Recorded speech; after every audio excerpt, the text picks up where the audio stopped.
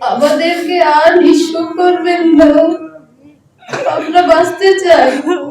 আমার চোখের সামনে আমার মা ভাই বোনকে মেরেছে, বাঁচতে চাই। উপদেষ্টা আসিফ মাহমুদের বাবা বিল্লাল মাস্টারকে গ্রেফতার করে আইনের আওতায় আনতে হবে। গত 3 জুলাই 2025 তারিখ মুরাদনগর বাঙ্গুরা বাজার থানা এর অধীনে করিবাড়ি গ্রামের কিছু আমলিপন্থী দূষর এবং স্থানীয় কিছু সন্ত্রাসী ও দুষ্কৃতিকারীদের দ্বারা একই পরিবারে 3 জনকে নির্মমভাবে পিটিয়ে এবং কুপিয়ে হত্যা করা হয়েছে। আমি সেই পরিবারের একজন সদস্য। একই ঘটনায় আমি নিজেও মারাত্মকভাবে জখম ও আহত হয়েছিলাম। আপনারা হয়তো গণমাধ্যমে তা দেখেছেন। এক অসহায় নারীর মাথায় অসংখ্য কোপের জখম এবং শরীরে অসংখ্য আঘাত করা হয়, যা মৃত্যু শয্যায় যাওয়ার অবস্থা হয়েছিল। সে হতভাগ্য অসহায় নারীটি আমি নিজেই। আমাকে আল্লাহ হয়তো প্রাণ ভিক্ষা দিয়েছেন বলে বেঁচে আছি। একই সাথে এটিও বলতে চাই, আমার মা ভাই বোনের নির্মম হত্যার সাথে জড়িতদের বিচার দেখার জন্য হয়তো আল্লাহ আমাকে বাঁচিয়ে রেখেছেন। জানি না এমন নির্মম হত্যার বিচার দেখে যেতে পারবো কিনা, কারণ প্রতিনিয়ত হুমকির মুখে আছে আমাদের বেঁচে যাওয়া সকল সদস্যরা।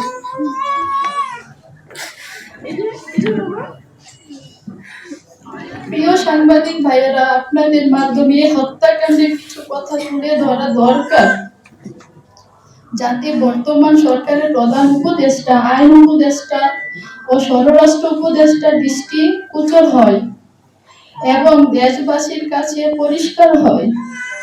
এখন আমরা ভুক্তভোগী হয়েও কিভাবে ন্যায় বিচার থেকে আমাদেরকে বঞ্চিত করা হচ্ছে, এমনকি বেঁচে থেকেও যেন আমাদের কাল হয়েছে। বিচার চাওয়ার তো অধিকারই নেই, উল্টো নিজেদেরই জীবন বাঁচাতে পালিয়ে বেড়াতে হচ্ছে। কারণ এই হত্যাকাণ্ডের শুরু থেকে মদত দিয়ে যাচ্ছে বর্তমান অন্তর্বর্তীকালীন সরকারের প্রভাবশালী উপদেষ্টা আসিফ মাহমুদের বাবা বিল্লাল মাস্টার।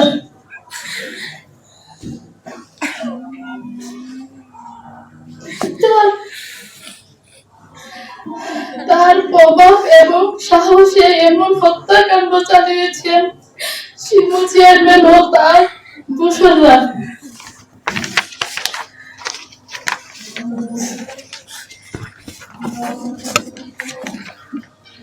যেভাবে হত্যার পরিকল্পনা করা হয়, প্রথম পরিকল্পনা করে আমার মাকে মেরে ফেলা,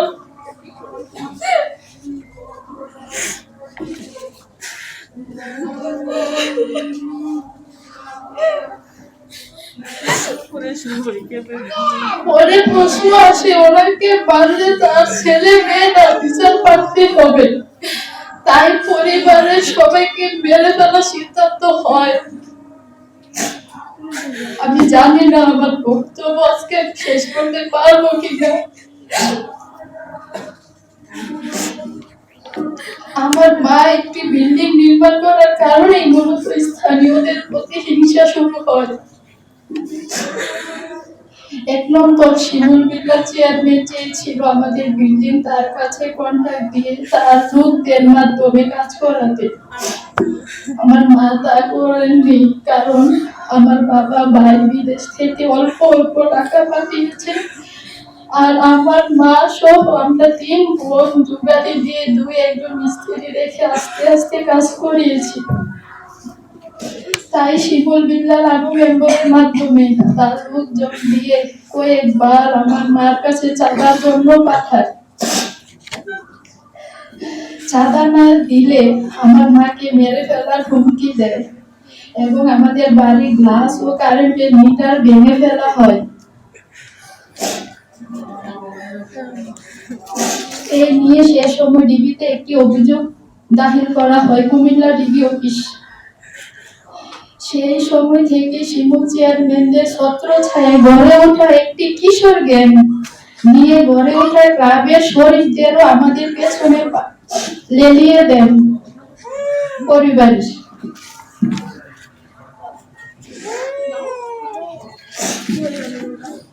শরীর চেয়েছিল তার সংগঠনের লোকের কাছ থেকে ইট নিতে, না নিলে প্রতি এক গাড়ি ইট থেকে তার সংগঠনকে 500 করে টাকা দিতে হবে।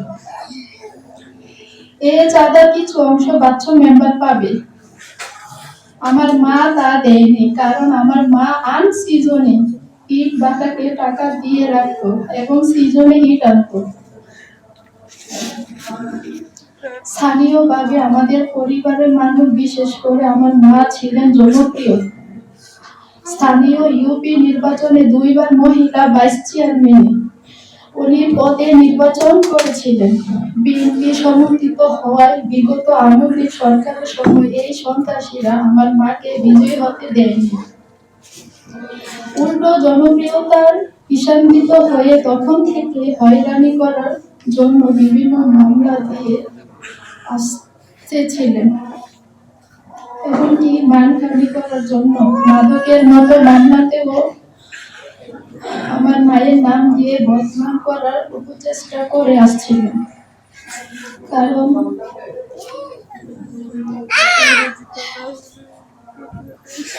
কারণ নির্বাচিত না হলেও এলাকার মানুষ তাদের যে কোনো বিপদ আপদ এবং যে কোনো বিষয়ে বিচার সালিশের জন্য আমার মায়ের কাছে আসতো। যেভাবে মম তৈরি হয় হত্যা করার হল। হত্যাকাণ্ডের ঘটনার একদিন আগে মোবাইল চুরি ঘটনা নিয়ে শুরু হট্টগোল। রবিউলের ঘরে মোবাইল চুরির কারণে একটা ছেলেকে আমাদের বাড়ির পাশে একটি দোকানে বেদরভাবে মারধর করা হলে তার বাবা এসে তাদের থেকে কোনোভাবে তার ছেলেকে বাঁচাতে না পারে আমার মায়ের কাছে এসে সাহায্য চায়।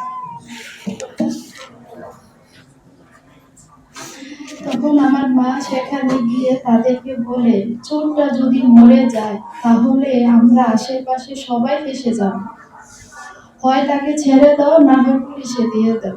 এই কথা বলার সাথে সাথে সেখানে থাকা বাচ্চু মেম্বার শরীর, বাসির, মুস্তফা, রফিক, আবু বকর, হারুন ডাক্তার, সজল, রুস্তম, শাহ আলম, রবিউলের ছেলে ও ভাতিজারা একযোগে বলে ওঠে, এই তুই চোরের পক্ষে নিছিস, তুই নিজেও চোর।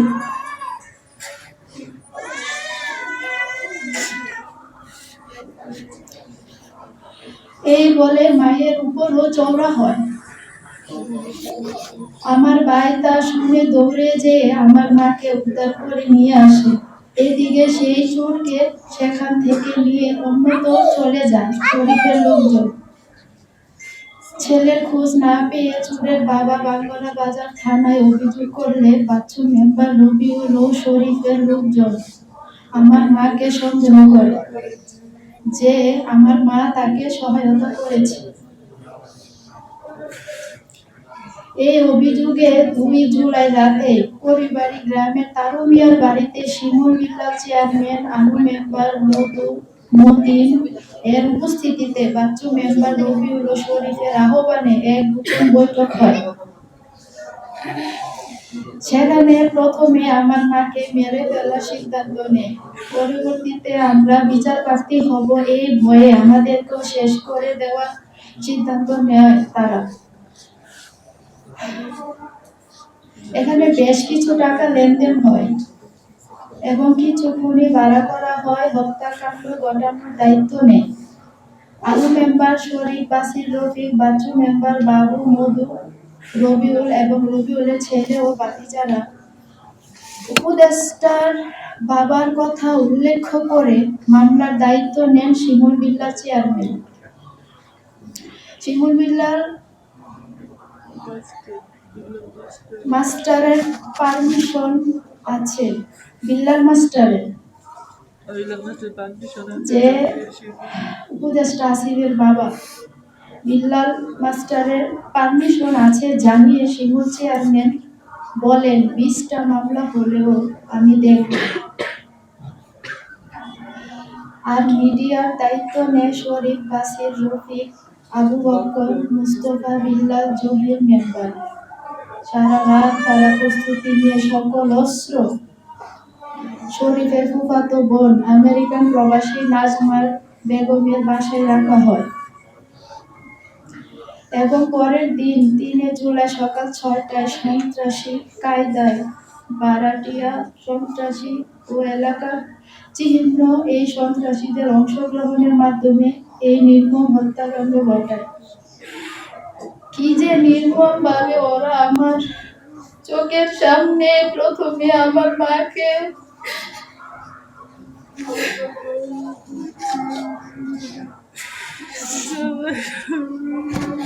এরপর আমার ভাই ও বোনকে মেরে ফেলে, যা বাসায় প্রকাশ করা যাবে না। আমার নিজের চোখের সামনে আমি আমার মাকে বাঁচাতে পারিনি। আমি নিজে বাঁচার জন্য আমি একটা ঘর থেকে আমি নিজের চোখে দেখছি আমার মাকে কতটা নির্মম ভাবে মেরেছে।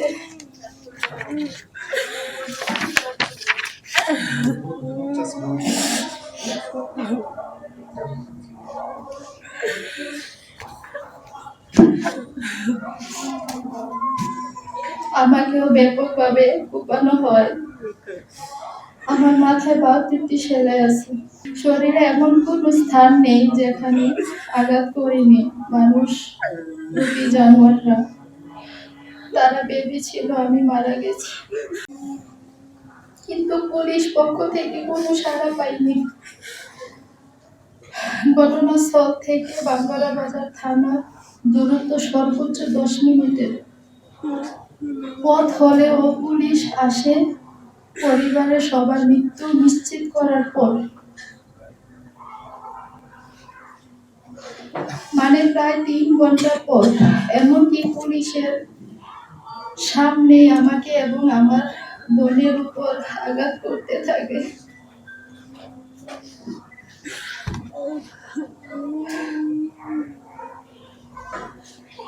আমার মাথায় আঘাতের পর আঘাত করতে থাকে।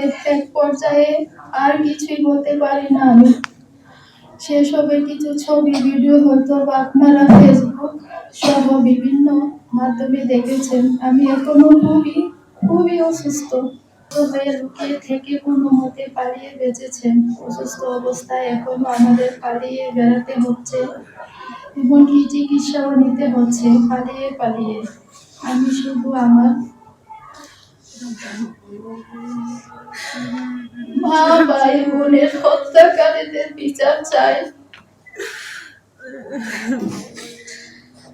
দেশের সকল উপদেষ্টা, সকল রাজনৈতিক দল, আইন শৃঙ্খলা বাহিনী এবং দেশের সকল স্তরের জনগণের কাছে আমার একটাই চাওয়া, এই খুনিদের যেন সঠিক বিচার হয়।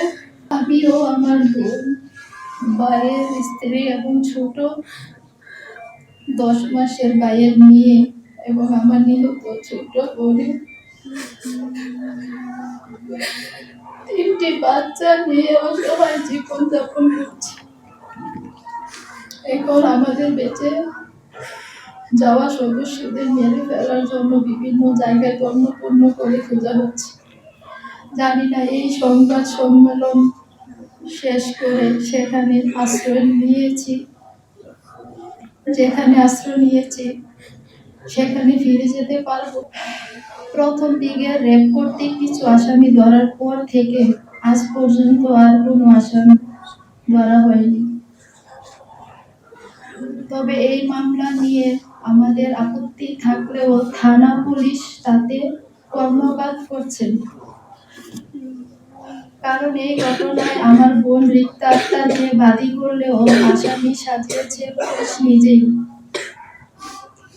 তাই প্রধান আসামি হিসেবে বিল্লাল মাস্টারের নাম বাদ দেওয়া হয়েছে। উপদেষ্টা আসিফের বাবার মদদে এই হত্যাকাণ্ডে নেতৃত্ব দেওয়া শিমুল চেয়ারম্যানরা এখনো ধরাছোঁয়ার বাহিরে। কিছু আসামির জামিনও হয়েছে, অন্য আসামিরা প্রকাশ্যেই ঘুরছেন এলাকায়। আসিফের বাবা প্রত্যক্ষ মদতে শিমুল চেয়ারম্যান এখনো ধরাছোঁয়ার বাহিরে।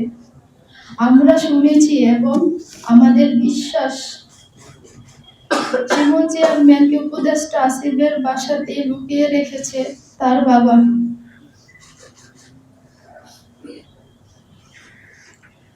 আমি বিশ্বাস করি খুনের পরিচয় খুনি।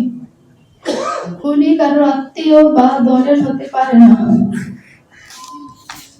প্রথমত, উপদেষ্টা আসিফ মাহমুদের বাবা বিল্লাল মাস্টারকে গ্রেফতার করে আইনের আওতায় আনতে হবে।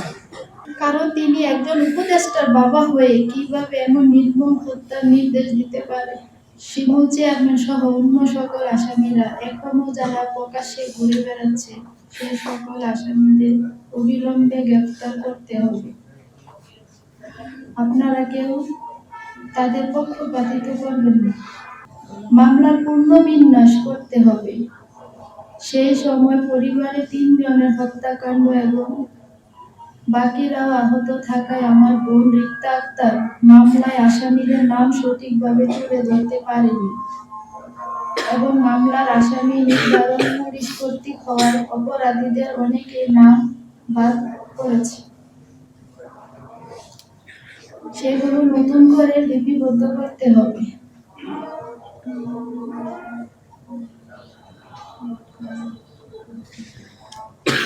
চতুর্থ, সুষ্ঠু ও নিরপেক্ষ তদন্ত কমিটি গঠন করে অপরাধীদের দ্রুত শাস্তির মুখোমুখি করতে হবে।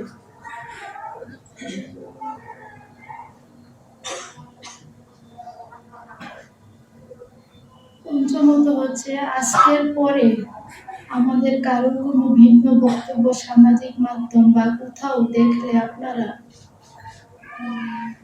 ধরে নেবেন আসিফ মাহমুদের লোকজন জোরপূর্বক আমাদের দিয়ে সেগুলো বলিয়ে মামলা ভিন্ন খাতে প্রবাহিত করার চেষ্টা করছেন। যেমন আমাদের বাবা জুয়েলকে কয়েকদিন আগে আসিফ মাহমুদের লোকজন তুলে নিয়ে জোরপূর্বক ভিন্ন বক্তব্য দিতে বাধ্য করেছিল।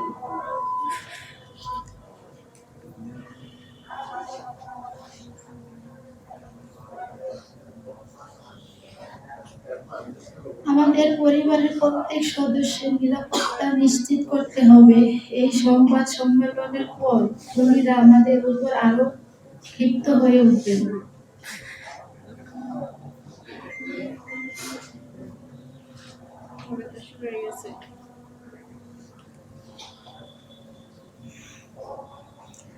সুতরাং এরপর আমাদের পরিবারের কারোর উপর কোনো আঘাত বা কারোর কিছু হলে আপনারা সাক্ষী থাকিবেন।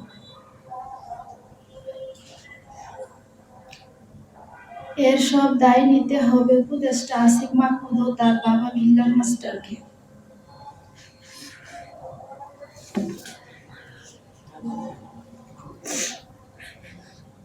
উপদেষ্টা আসিফ মাহমুদের উদ্দেশ্যে আমাদের সর্বশেষ একটা কথা।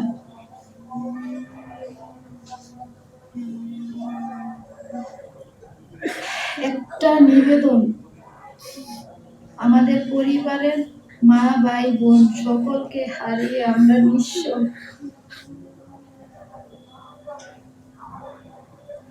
আমাদেরকে আর নিঃস্ব করবেন না।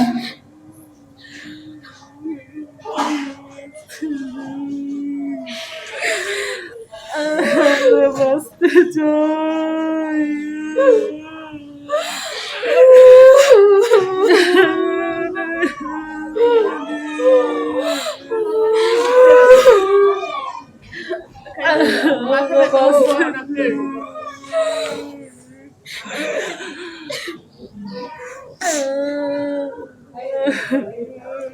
আমাদেরকে আর নিঃস্ব করবেন না। আমরা বাঁচতে চাই, দয়া করে আমাদের একটু বাঁচতে দিন।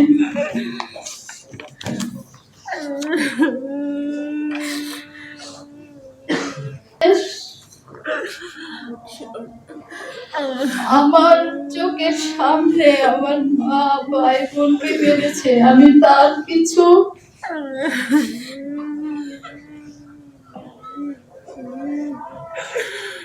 দৃশ্য আপনাদের সামনে বলি, আপনারা শুনেন।